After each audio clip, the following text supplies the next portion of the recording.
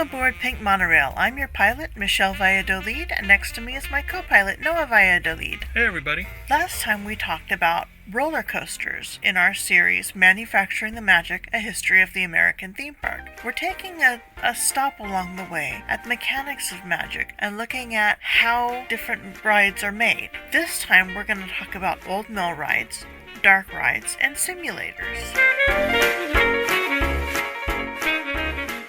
The first dark rides were called Old Mill Rides, after the first one was opened in 1895 at Sea Lion Park at Coney Island, which we discussed on our Coney Island episode. In it, 2 passenger boats floated inside a flume or canal and passed through romantic and idyllic scenes. Kennywood opened their old mill in 1901, later changing it to Hard-Headed Harold's horrendously humorous haunted hideaway in 1974, according to Dark Ride Database. Then in 1992, became the Old Mill again, then Garfield's Nightmare in 2003. Yes, the cartoon cat. Dragon heads were added to the boats in 1921 and removed in 1974. This is an example of the tunnel of love effect. Couples went on the boats and enjoyed romantic scenes at first, then dark rides became scary, sending couples into each other's arms when society frowned upon public displays of affection. In between the Old Mill and Harold, the ride was themed several times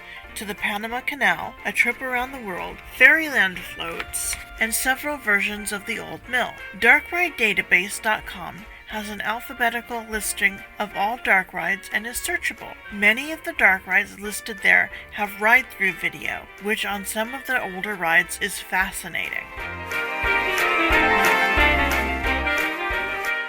Marvin Repfer and Leon Cassidy patented the first single-rail dark ride in 1928. They were called pretzels, and some still exist, according to laughinthedark.com, a 90s site that has interesting articles and photos of pretzel-style dark rides and funhouses. So those are the ones that a lot of people, if you don't live near a theme park or an amusement park, and you have like a carnival that passes through town, the ones that set up the little 2-passenger cars that sort of wind their way through the haunted house or the mystery house. So those are originally called pretzel rides? Yes, because of the way they turned around and had tight turns and turned into each other. Oh yeah, they definitely feel like they're twisting you in a knot, that's for sure. In classic dark rides, black light and fluorescent paints was used to make the ride interiors seem otherworldly. Later rides used tricks like forced perspective and Pepper's ghosts and other optical illusions, but basically they were disconnected scenes riders rode or floated through, but some told a story,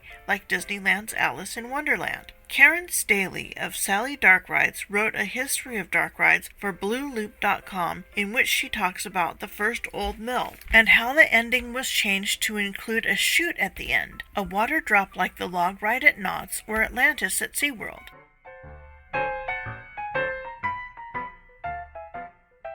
The last original pretzel ride is at Blackpool Pleasure Beach, so called because of its twists and turns. People in England back then, they claim, didn't know what a pretzel was, so they named it Ghost Train after a popular movie. Mark Allen of WFMV's Beware of the Blog, however, states that land-based dark rides were invented still in 1928 by a man named William Cassidy. He had just taken over the Tumbling Down amusement park in Bridgeton, not Bridgerton, New Jersey, and didn't have the money to install an old mill ride. Tinkering with an old Dodgem car, a precursor to the bumper car, and a single track, he created mechanical cars that drove through double doors and into scenes with pop-out scares and loud noises. They had devil masks and alligators that would pop out of holes, boxes of ball bearings that would tilt into each other, and strings hanging down from the ceiling to mimic spider webs. An old mill ride was featured in Alfred Hitchcock's Strangers on a Train. Cassidy patented his ride and sold copies for $1,200 back then, which is over $20,000 now.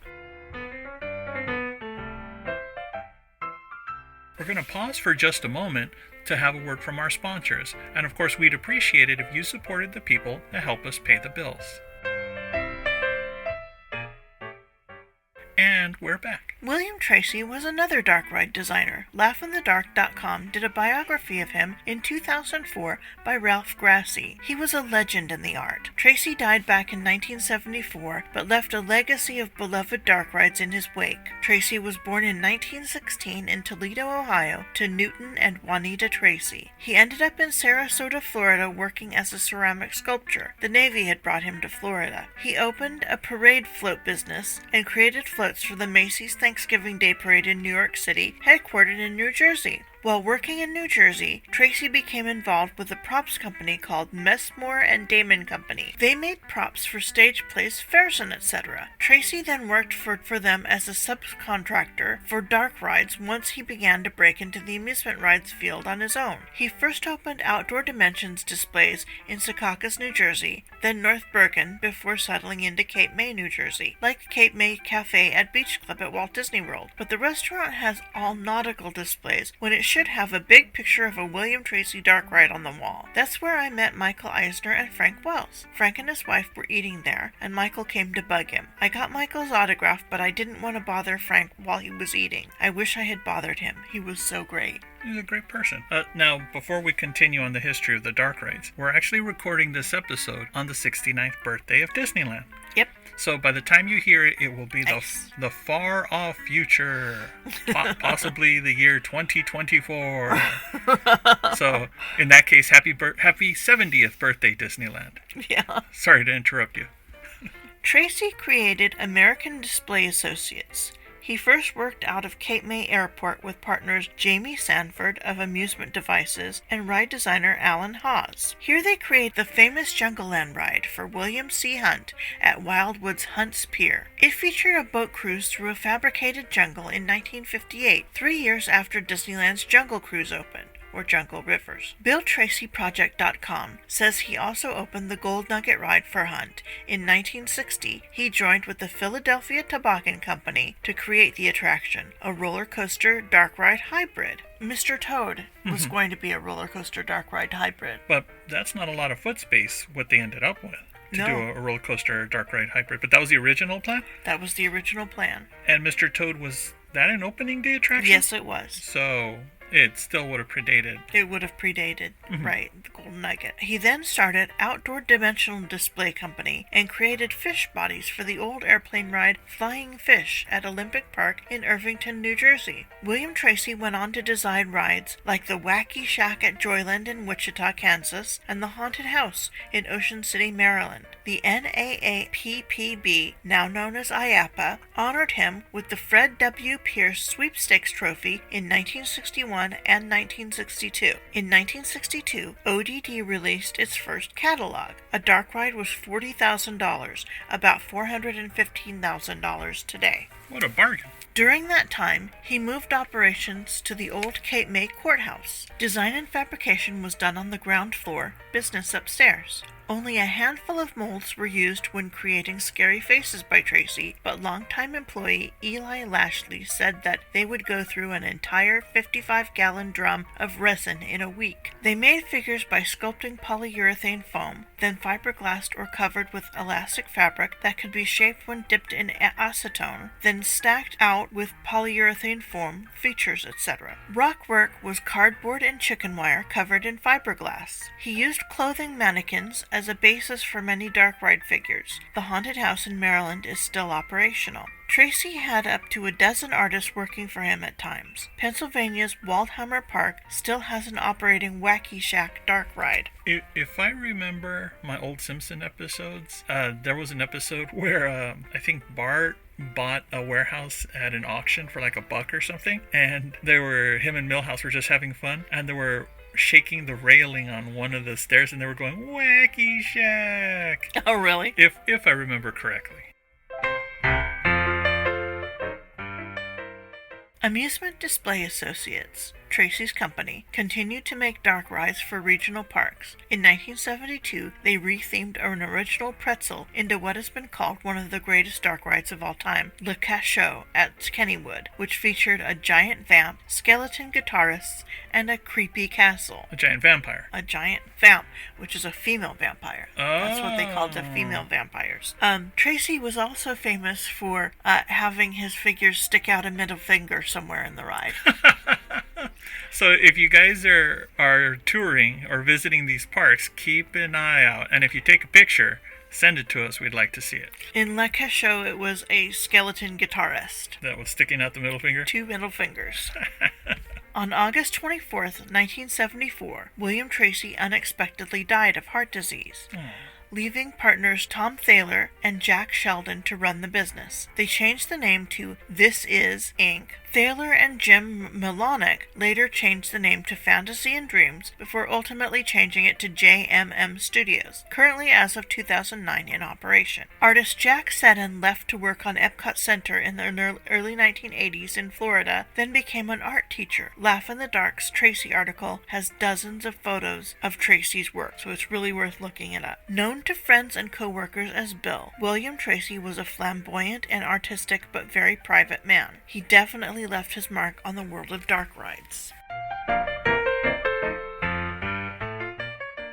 Meanwhile, Disneyland had opened and introduced layered storytelling. Black lights and fluorescent paint were used, but everything the guests saw was in service to telling a story, whether it be Snow White, Peter Pan, or Alice in Wonderland. Pinocchio was added in 1983. Disney turned back to the old mill-style dark ride when they debuted It's a Small World for the 1964-65 World's Fair. But instead of telling a story, riders voyaged from country to country, from continent to continent. They brought this home with Pirates of the Caribbean in 1967, and from the 64 World's Fair, they brought the Omnimover system to Adventures Through Inner Space. Again, a story-led dark ride, where you were shrunk to the size of an atom. Disney was far and away the leader in cutting-edge, sophisticated dark rides at this point. Then, in 1969, they opened what is arguably the greatest dark ride in the history of the world, the Haunted Mansion. Hooray! We'll talk about it more when we get to Disneyland Part 2, but this attraction used the Omnimover system, layered special effects on top of special effects, used old tricks like Pepper's Ghosts, and introduced new ones like texture mapping, Madame Leota and the Singing Bus.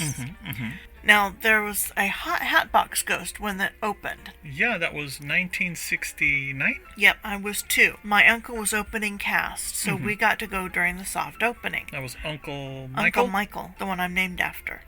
And I don't, at this point, recall the moment I saw the Hatbox Ghost, but I do know I had nightmares about him until I was about 8. Right, repeatedly. That's a pretty scary thing up until then, you think all of the Disneyland attractions are really nice, really family-friendly, really happy, until you see this ghostly skeleton-faced character. Right, terrified me. Oh, yeah. And it's really weird because as an adult, I would sometimes dream about the Hatbox Ghost, and when I woke up, I would find out that someone I know had died. That's kind of weird. That's kind of weird. But Tony Baxter said that that people who said that they saw the Hatbox Ghost were lying. Right, because he said it was only shown to employees, and it was never actually at the park. But somebody actually came forward with video that they took. Just a few years ago, they found the film. Like 10 years ago. Yeah. And there was the Hatbox Ghost. Exactly like you remember, to prove that Tony Baxter, his memory on some things isn't as reliable as he may think. Take that, Tony. We love you, Tony. So this is one of the good things about you being a theme park historian, not just a Disneyland historian, because your Disney information, your Disney knowledge is impeccable, but the fact that you're one of the people that saw the original Hatbox Ghost and then many years later saw the rebuilt Hatbox Ghost, who I greeted as an old friend. So if anybody's tuning in and you really love your Disney history, you might want to let your friends know they should be tuning into this podcast. Anyhow, what happened next, Shelly? Meanwhile, over on the coast, Pacific Ocean Park had several dark rides and semi-dark rides, like the Banana Train. The flying carpet, suspended like Peter Pan, was based on 1001 Nights. I'm going to do an episode about Pacific Ocean Park, but until then try to get your hands on the book by Christopher Merritt, who wrote Knots Preserved, and Dominic Pryor called Pacific Ocean Park, The Rise and Fall of Los Angeles' Space-Age Nautical Pleasure Fair. It's less than $30 on Amazon. I should buy another one because I wore the cover off of my copy. After the Haunted Mansion, other parks upped their offerings but couldn't match it. Thrill rides and coasters moved into center stage, some, like Big Thunder Mountain Railroad, having show elements like that of a dark ride. Knott's opened Knott's Berry Tales, a trippy Raleigh Crump masterpiece, and Universal Hollywood added indoor elements to their tram tour, as I mentioned in the Universal Hollywood episode. Then along came the simulator. Back in the day, military and commercial pilots trained over rolling dioramas of cities and countryside, oceans and airports. These were handmade, beautiful dioramas, much like that of GM Futurama at the 1939 and 1964 New York World's Fair, where guests traveled over dioramas of freeways and cities of the future. Flight simulators modernized, turning to films and cabin rocking effects to simulate travel. Imagineer Randy Bright, who wrote the fantastic book Disneyland Inside Story, was one of a team of Disney Imagineers who worked on a concept of turning flight simulator technology into a theme park attraction. It was built in Imagineering's backyard, and when a group of Imagineers went to test it, only Tony Baxter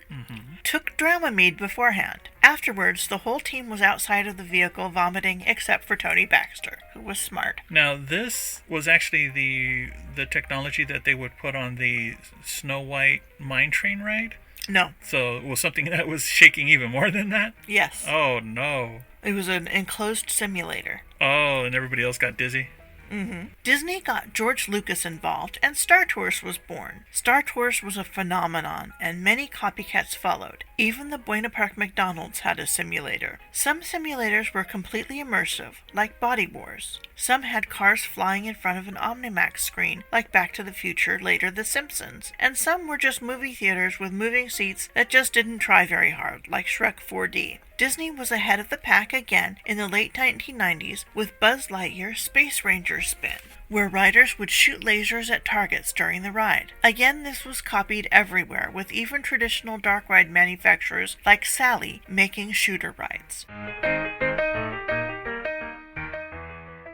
Sally Dark Rides, the dark ride specialist, was established in 1977. It all began, believe it or not, at a dental school, the University of North Carolina Dental School. Student Dr. John Rob Holland created a female character who was animated with a voice-activated mouth. It was essentially a head and neck, but it was educational and entertaining. Her name was Sally, after a classmate. After graduating, John Robb took Sally home, where his next-door neighbor, John Fox, persuaded him to use Sally as Halloween decor. It was a hit. Or should I say she was a hit? She was a hit. The duo figured out that there could be a market for moving, talking figures like Sally. In 1979, they made a more sophisticated model of Sally, who was the basis of a programmer package, complete with cassette tape. Sally became spokeswoman for companies like Willa Balsam and Gloria Vanderbilt Jeans. She was also selected to represent Wax in the Women's Army Corps Museum. Sally Unlimited, as they were called, created a piano player called Sally at the Piano, who played in New York City, Atlanta, Chicago, and other major cities. And this was way before the animatronic for Mac Tonight from McDonald's. Yes. What a pioneer Sally was. I'm getting this from SallyDarkRides.com, by the way. In 2018, DJ Sally made her debut. Meanwhile, they developed dark rides to showcase their characters, and they are considered one of the top dark ride manufacturers. They are probably best known for E.T. Adventure, 1990 in Florida and 1991 in Hollywood. Also, Justice League, Battle for Metropolis at multiple Six Flags parks across the U.S. Their Joker is amazing. Yeah, absolutely. If you're listening, or if you haven't gotten a chance to go, look it up on YouTube. Sally managed to create animatronics of some of the classic characters, especially the Joker. The neat thing about the Justice League Battle for Metropolis is that it's a sort of hybrid of a hybrid. So all of the things that Shelly's talking about, it's a shooter type attraction. It's got the 3D screens. It has actual animatronics, actual set pieces. So Sally's really pulling out all the stops on that one. And if it's available at one of your local Six Flag parks, you should absolutely check it out. And the style is like the comic books. Yeah, the style of animatronics that they have, they're not like the Hollywood or the movie style where they're sort of making realistic versions of the characters. These look like comic books brought to life. Their Joker is impeccable. If you can't get out there, at least look them up on YouTube. The video is amazing for these figures. They also have an animatronic of LBJ at the Lyndon Baines Johnson Presidential Library. Oh, so Disney doesn't have a monopoly on presidents? No. It's good to know. The next big thing in dark ride technology was the trackless ride. Cars followed a guide wire as early as 1982 in Epcot Center's Universe of Energy. It was later used in the Walt Disney World version of Tower of Terror, not the California version. The car actually moves forward and into another elevator shaft. Yeah, there's a world of difference if you've never been to the one in Florida. My little brother has. Of course, you have. Alice has been. But in the Tower of Terror in Florida, your car leaves the regular shaft that you're on, and it travels through the Twilight Zone dimension. The fifth dimension. So you're actually moving forward, and then you're going into another shaft where you actually experience the drop. So it's a mind-blowing effect if you've never experienced it. Over here on the West Coast, our version is pretty much just the up and down thrill portion, and they rethemed it to Guardians of the Galaxy. The form was perfected with Tokyo Disneyland's Pooh's Honey Hunt, where cars could move independently or in concert with each other. Square dancing style moves in the ride. This was later done in Ratatouille and Mystic Manor, Hong Kong's Haunted Mansion, where once again, special effects are layered atop special effects to tell the story of a mischievous monkey and a magical music box. That was, what's the name of that monkey? Albert. Albert the monkey. Named after Uncle Albert, Mm-hmm. like in Mary Poppins. Ghosts are considered sacred in Chinese culture, so a haunted mansion wouldn't have flown there. If you want a deep dive on the Asian parks, particularly Shanghai, particularly Hong Kong, and even some of Tokyo Disneyland, I recorded a series for the Pink Monorail podcast a few years ago where I talked about how some of these attractions were developed, and specifically Mystic Manor. How, exactly like Shelly says, that it oversees, especially in Chinese culture, ghosts, things like that, they're sort of taboo, but you can do things with magic, or you can do things with monsters that wouldn't necessarily be culturally insensitive. So that's why their version has more magic and Albert causing a magic box to cause havoc, as opposed to over here and in Paris, we have more ghost in our Haunted Mansion style attractions. Are indoor coasters dark rides? Well, sort of, but if there are scenes, you fly past them so fast they hardly register. So in order to see something like the Rockin' roller coaster with Aerosmith, and this is something that even Space Mountain has to deal with, since you're in the dark and the Imagineers want you to see something or to notice something, then a couple of things have to happen. Either it's projected so close that it almost kills the effect, or if it's a physical set or a prop or something, like the street signs in the Rockin' Roller Coaster. Street signs are normally, you know how big they are, but on the roller coaster, they have to be a little bit exaggerated, a little bit bigger, so you can make them out easily. Street signs are actually huge. Well, yeah, from the street they look small because we're looking up, but they're pretty big. Like a stoplight, that's like 4 feet tall if you were to stand next to it. You don't realize how big they are. So when you're going on a roller coaster, you're going even faster than that. Even then, the flashing lights, the signs that the limousine coaster is going past, they're even bigger than that, and you don't notice it because you're going so fast. It looks like a regular street sign. It looks like a regular light. So the Imagineers have to figure all of that out, and then we don't even appreciate it for a half second. Right. Shout out to you, Imagineers.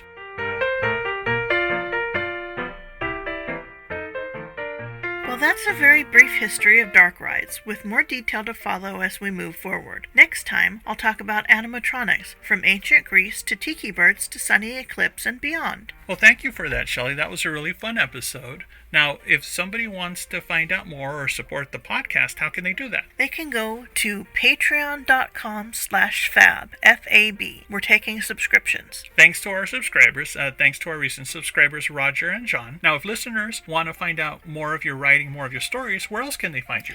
They can find me at the happiest place in cyberspace, micechat.com. So as always, you can find these episodes on the Jim Hill Podcast Network. If you're on YouTube, you can also search for Pink Monorail, and you can find the China series if you're interested in a deep dive on how Disney set up operations overseas. If you're interested in stories more to do with fighting games and video games, that's what I write about mostly, you can find me on the Street Writer podcast. So if you just look up Street Writer, W-R-I-T-E-R, on a Google search, you should be able to find my blog, and I also have some videos on YouTube. And that wraps up this episode of the Pink Monorail podcast, the series Manufacturing the Magic, the substop Mechanics of Magic, and we'll see you on the next stop. A special shout out to our sponsor, Circa 1955. Nicole is the founder of Luxillume, a small company that makes candles, wax melts, and room sprays. She creates scents that capture the season, nature, or wonderful memories. She also takes commissions for larger orders, such as weddings or company gifts.